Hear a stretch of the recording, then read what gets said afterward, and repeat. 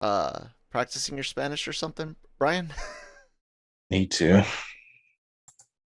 Uh, yeah.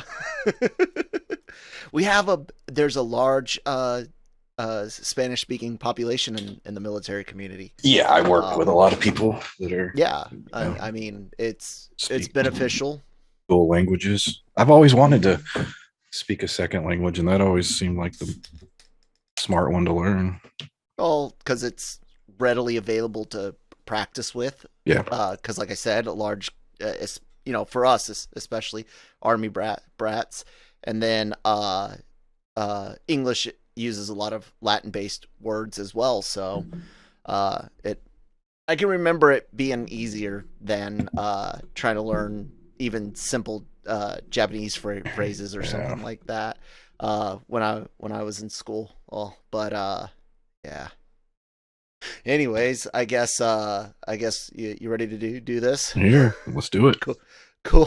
Welcome everybody to the Anime-Versal Reviews podcast here on the Genreverse podcast network, wherever you get your podcast from.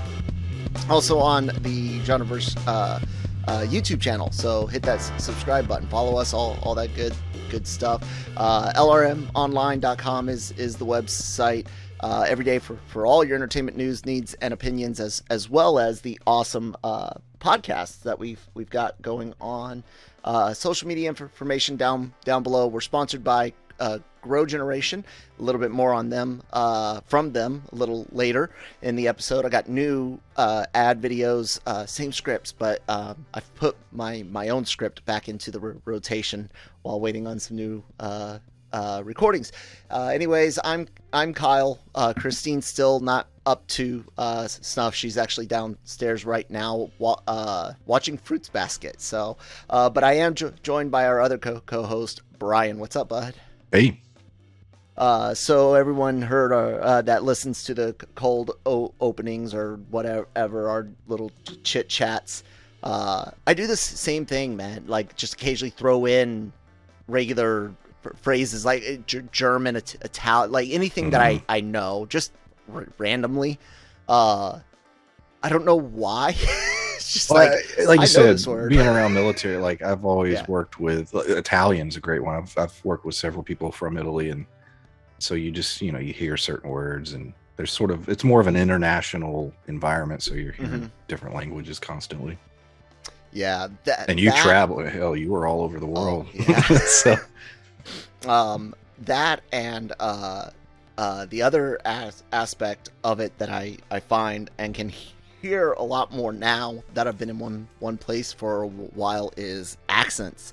Like you and I both, you had a bit more of a tendency for a southern drawl because you have more family and live in the South, but you and I both, we didn't have like the dead giveaway accents, and it would change a little depending on where I was, where you were at, where you were stationed at. If there was a large group of locals that might be at that particular base, or a large population outside for you to interact with. Yeah, and man, I heard everything. What are you, Californian? Nope. What, Midwestern? Nope. Well, you're not Wisconsin? Nope. And you're not New Yorker? I mean, I can be, but nope. When I would go home I'm originally from Georgia and spend a couple weeks there, man, I would come home and everybody would be like, man, your accent, because it would get real. Well, you're just around it, so yeah. Absolutely. Lucas definitely has one. He's a Virginia boy. He born in Georgia, in Savannah. Well, Hinesville on Fort Stewart, but most people wouldn't know that place near Savannah. And I was born at Stewart. Yep, you were as well. And then we moved here, so that's it. Yeah. That's it. And while there's a big military community here, it's not as rotational, and the school that he goes to doesn't have a lot of military. It's a lot of like old blood here, people that are generations deep, which is weird to me, dude. Yeah. Anyways, that's not the topic. Thank you guys for life experiences with Kyle and Brian. Accents. Sabikui Bisco. Accents and stuff. Yeah. Language. What languages do y'all speak? Yeah. What languages do you Anybody guys bilingual? join us in the conversation? Yeah. Anyways, Sabikui Bisco episode 6. I think we're on now. Let me get this out before I forget it. This was the first time that I went.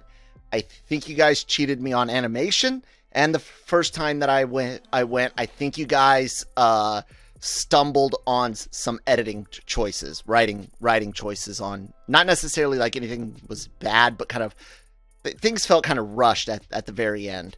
But let's go ahead and get your initial reaction to this episode, Brian, and you can dovetail off of any of those if you want to after your own stuff, or ignore it and I'll go into it later. I would say the closest to a filler episode that I've felt thus far in this series, because it had that feeling. I mean, the last 2 minutes, you're like, oh yeah, you're excited, but it's, it was to be continued. There was just a lot of just sort of hanging out. Yeah, and some good character Yeah. moments, some decent world. A little battle, fun little battle. I enjoyed seeing Milo's progression. He's synthesizing special hybrid mushroom arrows. Spider-Man arrow. Yeah, the flip arrow. I like it. I dig it because that's one of the. It's a callback to why Jabi said, "Hey, go with them." Bisco's terrible at making shit with the mushrooms besides arrows, making medicine, and Milo's not. He excels at it. I like the stuff with what is it? Tirol. Tirol. Is how it's spelt. I know there's a slightly different pronunciation in the episode, but jellyfish. She gives a lot of stuff that we kind of already felt, but now that it's hitting the core characters, I enjoyed that. Some comments on the world and whatnot, but yeah, it was just kind of one of those episodes where you're like, you guys probably could have done this a little different, but not bad. Just, it's kind of doesn't always suck when you hit your first road bump, like bump your first mailbox driving a car, or scrape the curb while parallel parking. That's kind of what it felt like, right? To me. Yeah, it was the kind of episode, if we were binging this, like all of it was out, I don't think I would have thought anything of it. But yeah, the week to week, this one definitely stands out. Absolutely. Yeah. Especially compared to last week. Yeah, last week it was crazy, but there's some crazy crap in this. Yeah. Why don't you go ahead and chit chat a bit about what you did like in this episode, Brian? I like trains, so that was cool. I don't want to jump to the end yet, so that was my favorite thing. Unless, well, yeah, I mean, no, go ahead. Is it just me? I've tried fingers and feet. Yes, it's fingers and feet. It was a very horrifying creature, yes. And this goes even more to what they need to explain. And I think we've talked about it every single week. Did any of this shit exist before? Yes. Was this something that just resulted after the explosion, the rust thing, or was this world always crazy? And fantastical? Like, I don't know, and they've not said yet, because that creature seems almost made, you know what I mean? Like some very nightmarish stuff. So like some experimentation or some shit going on, radiation poison. I don't know, but that was a centipede that had sex with a sperm whale named Moby, and then they injected it with human DNA, and it grew fingers and feet where its centipede legs should have been. Yes, it's horrifying. Yes, that's exactly what it was. Oh my Like I said, the God. train battle was fun. Until the train started moving, Mhm. it was just nothing was happening. Yeah. Um, Yeah. and I'm not saying I I need constant Oh, go ahead. action, Yeah. but it, like you said, there was nothing really new that Mhm. was being talked about. It was kind of like, hey, here's some cool stuff that you could have shown us in other ways. And if she had stayed with Yeah. them, I'd have been a little. The fact that she didn't stay with them sort of annoyed me, because I'm like, then why do I give a shit? Like, really, I guess you'll come back later, but I guess my guess is she'll probably head back to the city to maybe uh meet up, not like on purpose meet up with Jabi, but go back to this city, because she did talk quite a bit about her past there in the city, and I'm wondering if she goes back to, I don't know, right things. She doesn't like the governor. Maybe she goes back to get a job. I'm not sure, but I think she goes back and she becomes involved with Jabi. That's my guess. I did like, even though it's real quick, it was one of the better moments of character development. Bisco showing us, talking about his past with Jabi. He's a father, he's a mentor, he's a damn old man, but he's my one and only damn old man. I liked that, and I liked the little flashback scenes. It's nothing super special, but if it had been in another episode, it would have been even better. Here, it was just kind of like, I like that, but it's just a fleeting moment in this case. I don't know. Yeah, because I mean, it really felt like a filler. Like, they even had the segment where they just sort of recapped their adventure and then just use footage. And we're like, hey, we didn't remember all this cool stuff. And it's like, yeah, I do. I just watched it. It's like that episode of Clerks animated series. In episode 2, they do the flashbacks. Yes. I love it. But it feels weird kind of crapping on it, because it wasn't bad. It's like you said, it's just the last couple of weeks. Like I said, if this was binged, I wouldn't have thought anything of it, really. No, we're on a high right now, ladies and gentlemen. A giant blowfish, but we did get two horrifying monsters in a row. But a giant blowfish action high, and the archery scene in this didn't quite hold up as well. But we'll talk about that a little bit more on the other side of this break from our word from our sponsors over at Grow Generation. Grow Generation, where the pros go to grow. Grow Generation offers the best deals and discounts on the best grow products on the market. Grow Generation serves customers across the nation and carries a wide inventory of renowned cultivation brands. Go to www.growgeneration.com, where the pros go to grow. All right, thank you guys so much for sponsoring the episode as usual. So yeah, to speech, not Kyle strong suit. Just start caveman talking. Maybe that'll fix it. Anyways, some of the things that we've hinted at, some of the things that didn't work, and I mentioned at the beginning, art. I loved the glowing green spores that Bisco used to help light their way, but they use too much darkness here.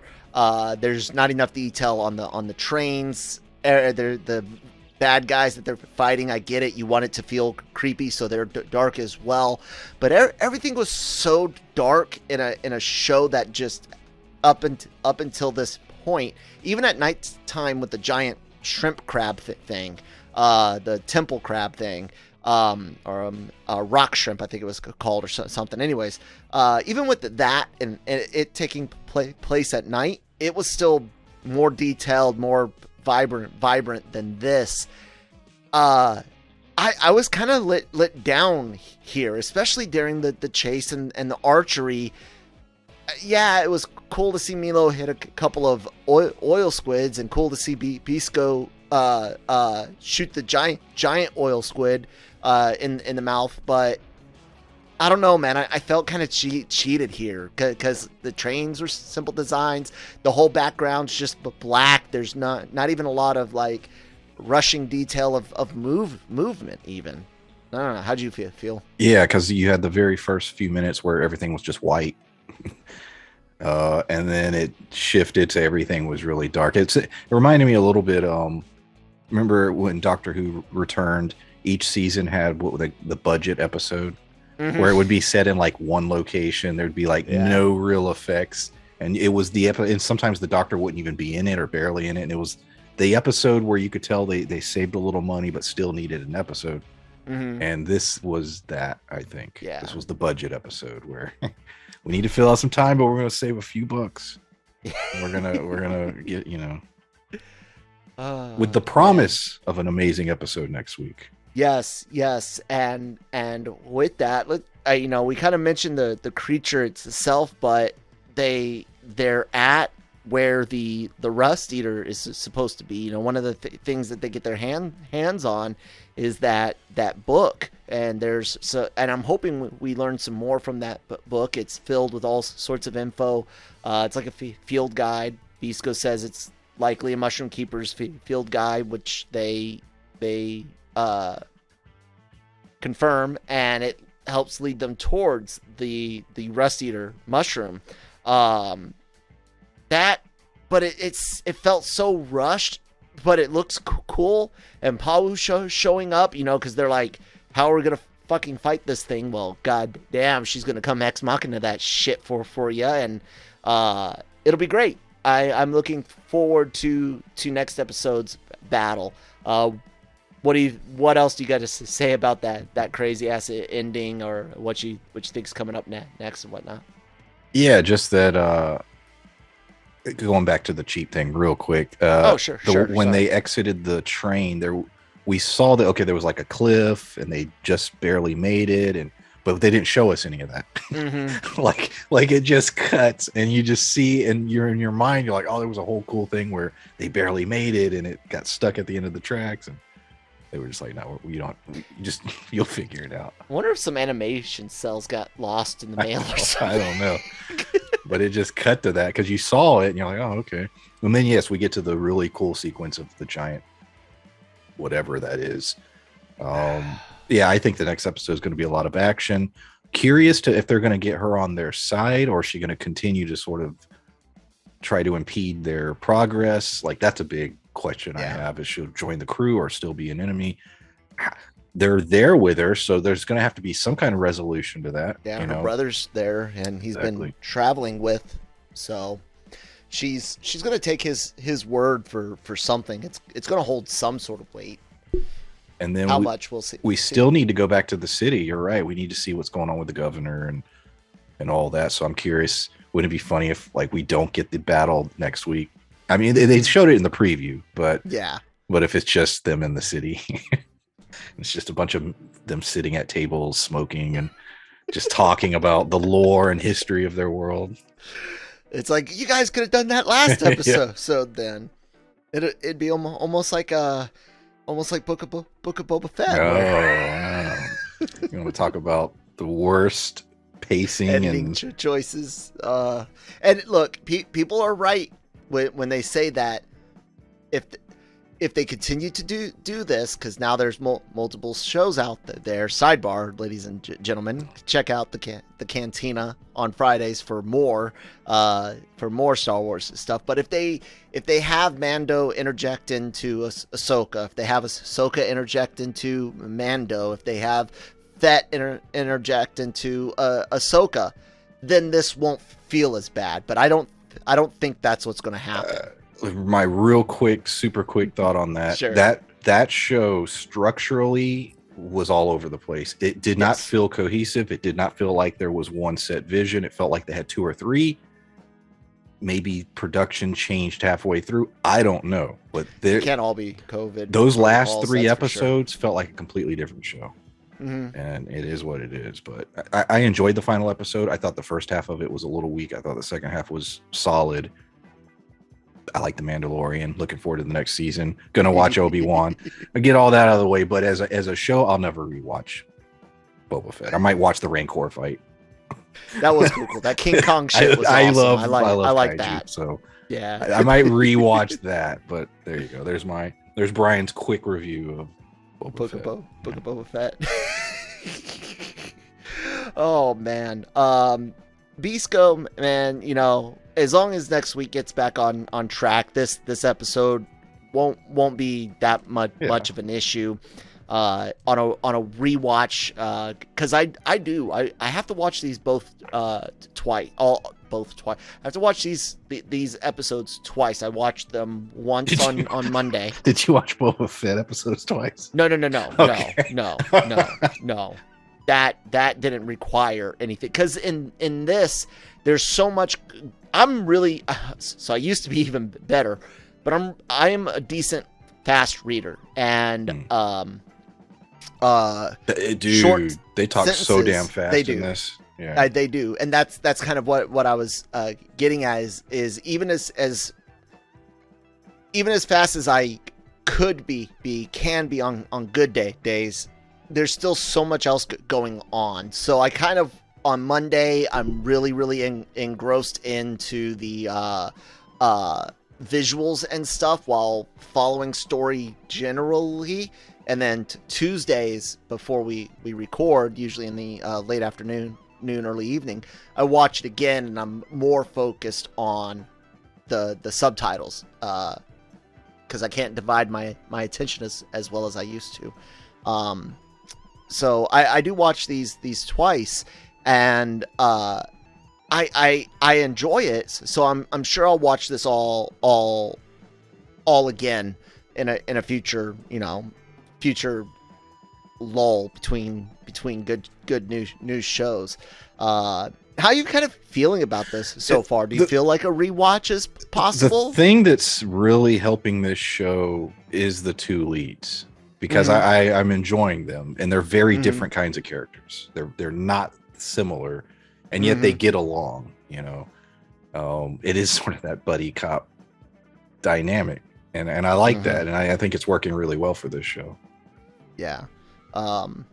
So if it lands, I don't think this is a as of right now, I don't think it's a comfort blanket anime. That anime where you're like, man, I gotta do some work, or I just need some background noise, but you don't want it to be completely wasted, so you put on a good Dragon Ball Z arc, or you put on Trigun or Dr. Stone. I don't think it's necessarily that yet. It could be. It's no Dr. Stone. It's no Dr. just Stone. isn't. It's no Dynazenon. God no. But it's still early, and it's very anime, yeah. and that's what I'm really enjoying out of it. So, yeah. Any final thoughts on this week's episode, Brian? No, I'm really excited for next week. I'm probably the most anticipated, because I thought that was a solid cliffhanger. So yes, absolutely.